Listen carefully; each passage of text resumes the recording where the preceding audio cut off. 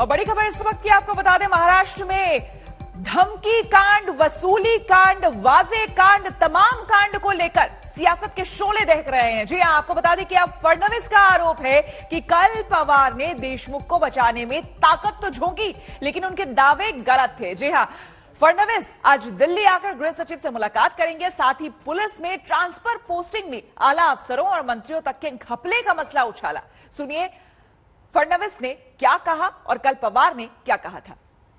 साफ हो गई कि जिस समय में ये एलिगेशन किया था वो अनिल देशमुख हॉस्पिटलाइज थे।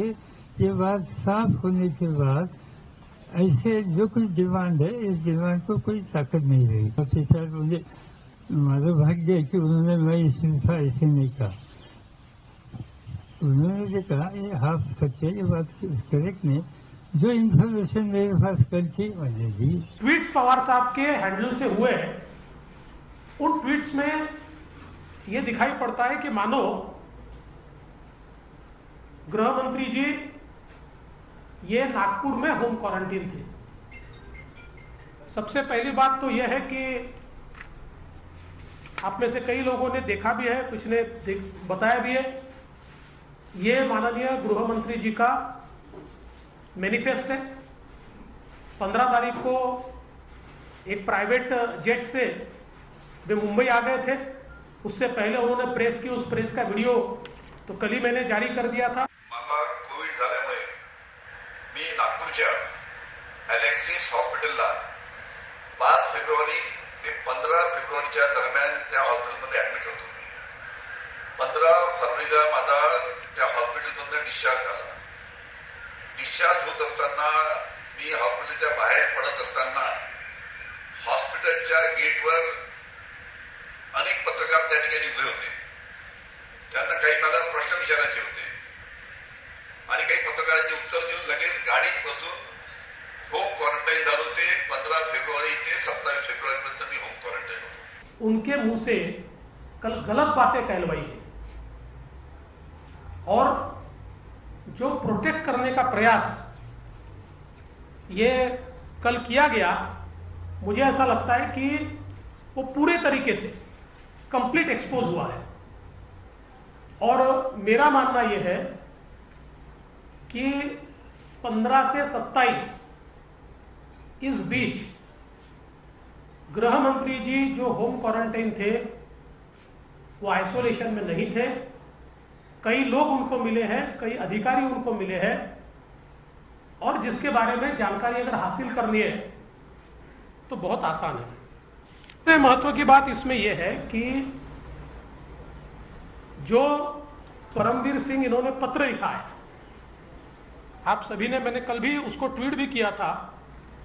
उस पत्र में एसएमएस का एक या व्हाट्सएप जो भी होगा उसका उन्होंने एक सबूत दिया है, एक एविडेंस दिया है और जिसमें बहुत स्पष्ट रूप से वो पूछते 16 मार्च को and what is the date of Vaze's meeting with HM sir, और उसमें एसीपी पाटिल बोलते हैं yes sir but it is in the end of February. तो इसलिए मुझे लगता है कि कल आदरणीय पवार साहब को सही ब्रीफिंग नहीं दी गई थी। देखिए, महाराष्ट्र सरकार जो कार्रवाई करनी है कर लेगी। मैं लॉजिक बता रहा हूँ। वहाँ एक न्याय है, वहाँ एक बात आप दूसरी करते हो और यहाँ दूसरी बात करते हो। लेटर ये कोई एविडेंस आधार नहीं होता, उसके ऊपर जांच होती है। हाँ, तो आप अपनी सुविधा के अनुसार राजनीति मत करिए। राजनीति अगर शुरू हो करने तो हम आपसे ज्यादा राजनीति हम कर सकते हैं। कौन राजनीति कर रहा है और कौन सच्चाई कह रहा है ये तो देखने वाली बात होगी। लेकिन इस वक्त हमारे पास भी एक चिट्ठी है और आपको हम बता दें ये चिट्ठी वही चिट्ठी है जिसका जिक्र देवेंद्र फडणवीस सबसे कुछ देर पहले अपने प्रेस कॉन्फ्रेंस में कर रहे थे। ये देखिए, ये हमारे पास कमिश्नर स्टेट इंटेलिजेंस डिपार्टमेंट, उनकी चिट्ठी है रश्मि शुक्ला, जिसका जिक्र कर रहे थे देवेंद्र फडणवीस, जिसमें साफ तौर पर कई अहम बातें कही गई है। और आपको बता दें, ये आजकल की चिट्ठी नहीं है, लगभग 8 महीने पहले ये चिट्ठी रश्मि शुक्ला ने भेज दी थी हायर अथॉरिटीज के लिए। लेकिन उसके बाद क्या कुछ हुआ, उस पर ज्यादा जानकारी के लिए बात करते हैं। साहिल जोशी हमारे संवाददाता मुंबई से हमारे साथ जुड़ रहे हैं और साथ ही हिमांशु भी हमारे साथ दिल्ली से जुड़ेंगे। लेकिन सबसे पहले साहिल, आप ही से जानना चाहेंगे, चिट्ठी आपके पास भी है, हमारे पास भी है, क्या महत्वपूर्ण वो बातें थी जिसको लेकर आज देवेंद्र फडणवीस सबके सामने आए, प्रेस कॉन्फ्रेंस की और आज शाम वो दिल्ली आ रहे हैं?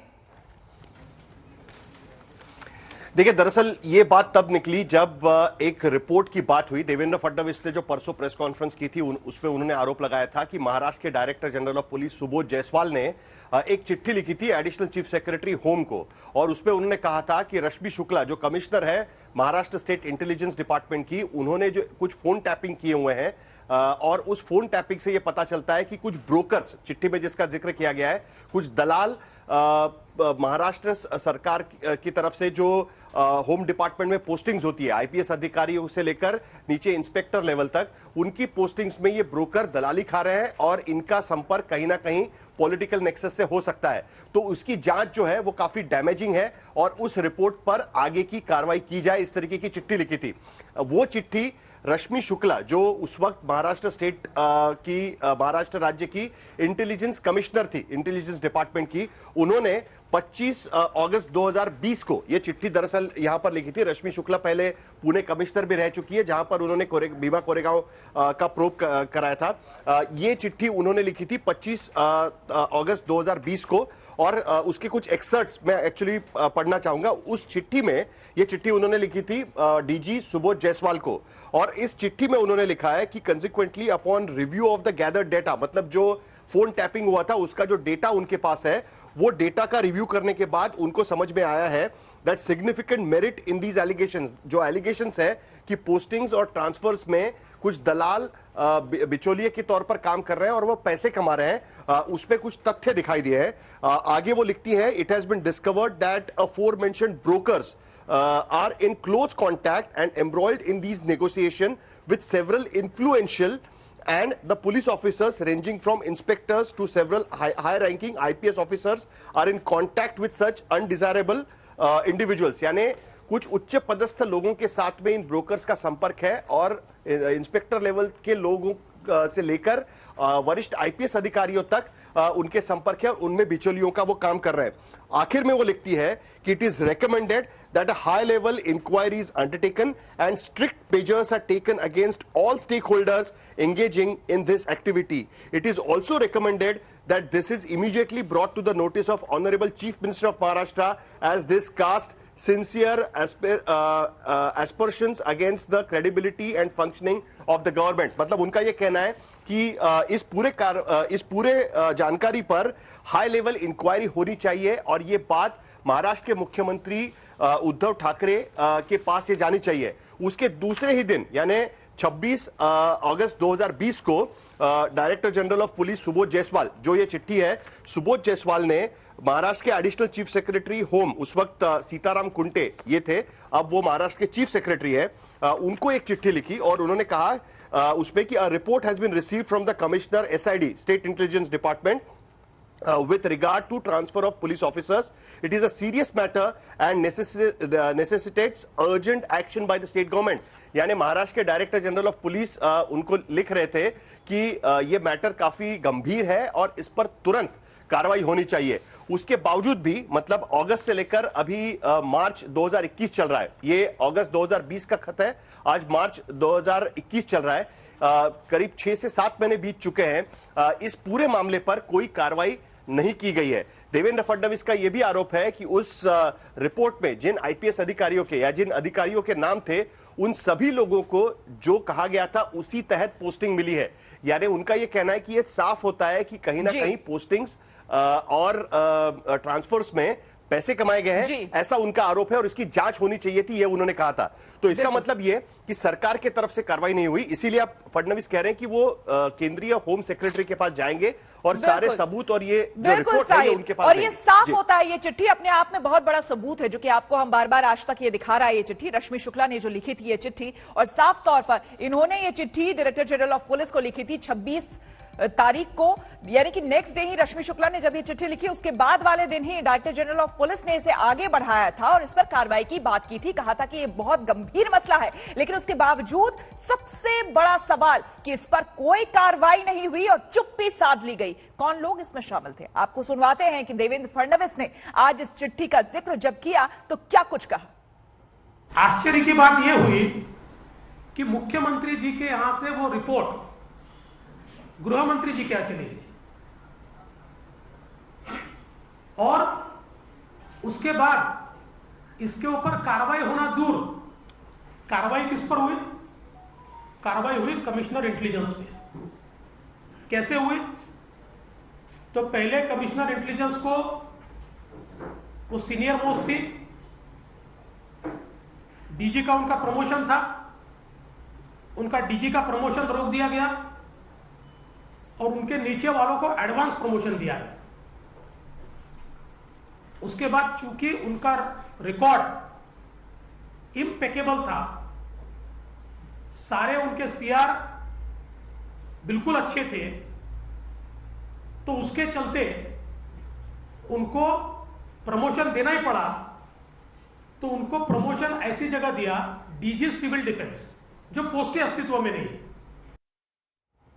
साहिल हमारे साथ बने हुए हैं। साहिल, देवेंद्र फडणवीस ने जिस चिट्ठी का जिक्र किया और अभी अभी आपने भी इसको डिटेल में बताया, ये बताइए कि ऐसे में चूंकि खुलकर इसमें किसी मंत्री या नेता का नाम नहीं है, कैसे वाजे या फिर अनिल देशमुख या फिर और कोई बड़े नेता वो इस घेरे में आते हैं? देखिए, इस चिट्ठी का वाजे से कोई संबंध नहीं है, ये पूरा अलग मामला है। ये दरअसल इनके पास कुछ इंफॉर्मेशन आई थी, कुछ इंडिविजुअल्स के बारे में, कुछ व्यक्तियों के बारे में स्टेट इंटेलिजेंस डिपार्टमेंट के पास। उसके बाद रश्मि शुक्ला जो कमिश्नर थी स्टेट इंटेलिजेंस डिपार्टमेंट की, उन्होंने बाकायदा परमिशन मांगी कि इनके फोन टैप करने पड़ेंगे, क्योंकि हमारे पास इंफॉर्मेशन है कि ये लोग पोस्टिंग्स और ट्रांसफर में पैसे लेने का काम कर रहे हैं। उस लिहाज से उनको उसकी इजाजत मिली, उन्होंने उनके फोन टैप किए। फोन टैप करने के बाद जो फोन टैपिंग का डेटा था, जो फोन टैपिंग के कॉन्वर्सेशंस थे, उसके आधार पर उन्होंने अपनी रिपोर्ट बनाई और उस रिपोर्ट पर उन्होंने अपनी राय दी कि ये जानकारी हमारे पास आई है, स्टेट इंटेलिजेंस डिपार्टमेंट जानकारी इकट्ठा करता है, और उस आधार पे उनका रिकमेंडेशन था कि एक हाई लेवल इंक्वायरी इस पूरे मामले में होनी चाहिए। उस आधार पे director general of police Maharashtra Subodh Jaiswal, उन्होंने सरकार को रिकमेंड किया, क्योंकि इंक्वायरी सरकार की तरफ से होती है। देश में कोरोना के मामले बढ़ते जा रहे हैं। आंकड़े बताते हैं कि 84% से ज्यादा केस महाराष्ट्र, पंजाब समेत 6 राज्यों में सामने आए हैं। कई राज्यों में स्कूल बंद करने का फरमान भी जारी किया गया है।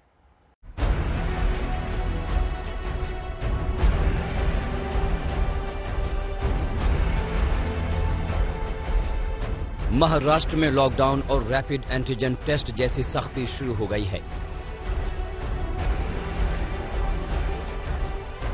पंजाब में कई शहरों में नाइट कर्फ्यू लागू है। गुजरात के 4 महानगरों में 31 मार्च तक नाइट कर्फ्यू है। तो यूपी में 31 मार्च तक स्कूल बंद कर दिए गए हैं। अब रोजाना नए नए फैसले लिए जा रहे हैं। महामारी रोकना बड़ा चैलेंज है, लिहाजा सख्ती दोबारा अमल में शुरू हो गई है ताकि हालात काबू में किए जा सके। सबसे चिंताजनक हालात महाराष्ट्र के हैं। वैसे तो कल जारी हुए आंकड़े थोड़ा सुकून देने वाले हैं, क्योंकि 21 मार्च को 30,000 से ज्यादा केस दर्ज किए गए थे। कल एक दिन का आंकड़ा 24,645 रहा। वहीं 58 लोगों ने जान गंवाई। लेकिन सबसे हैरानी की बात है कि 58 में से 40 मौत सिर्फ नागपुर में दर्ज की गई। महाराष्ट्र के स्वास्थ्य मंत्री कह रहे हैं कि उनके राज्य में सही तरीके से टेस्टिंग और ट्रैकिंग का काम चल रहा है, जो आंकड़ों के रूप में नजर आ रही हैं। दरअसल उनका सवाल दूसरे राज्यों के आंकड़ों को लेकर है। मुझे लगता है कि ट्रांसपेरेंसी भी बहुत ज़रूरी है मुझे पता नहीं कि अन्य राज्यों में पेशेंट्स ICMR के पोर्टल के ऊपर ये जाता है कि नहीं। माननीय प्रधानमंत्री जी ने भी बहुत क्लियरली कहा है कि यूपी में हो, अन्य राज्यों में हो, कुछ जो टेस्टिंग की जा रही है वो रैपिड एंटीजन टेस्टिंग ही 90% की जा रही है, जिसकी ऑथेंटिसिटी नहीं है। महाराष्ट्र के बाद पंजाब ऐसा राज्य है जहां कोरोना लगातार तेजी से पांव पसार रहा है। कल वहां 24 घंटे में 2299 केस सामने आए। इन आंकड़ों से चिंतित राज्य सरकार ने खतरे को देखते हुए इस बार होली मिलन समारोह रद्द कर दिए हैं। साथ ही लोगों को घरों में ही होली मनाने का आदेश दिया गया है। सभी ईटिंग जॉइंट्स रात 11 बजे बंद कर दिए जाएंगे। मंडियों की भीड़ रोकने के लिए नगर निगम रिहायशी इलाकों में सब्जी फल बेचने का इंतजाम करेगा। इन सब के बीच यूपी सरकार ने भी बढ़ते कोरोना केस को लेकर कुछ अहम फैसले लिए हैं। इनके अनुसार यूपी में 1 से 8वीं तक के स्कूल 24 से 31 मार्च तक बंद रहेंगे। वहीं 9वीं से 12वीं तक के स्कूल 25 से 31 मार्च तक बंद रहेंगे। पंचायत चुनाव में सावधानी बरतने के निर्देश दिए गए हैं। सीएम योगी ने आदेश दिया है कि हर जिले में कम से कम एक कोविड हॉस्पिटल जरूर हो। यूपी में कल 542 नए केस सामने आए। वहीं दिल्ली में लगातार तीसरे दिन 800 से ज्यादा केस आए। इसके साथ ही राजधानी में संक्रमण की दर बढ़कर अब 1.32% हो गई है। चंडीगढ़ से सत्येंद्र चौहान और लखनऊ से कुमार अभिषेक के साथ पंकज जैन, दिल्ली आज तक।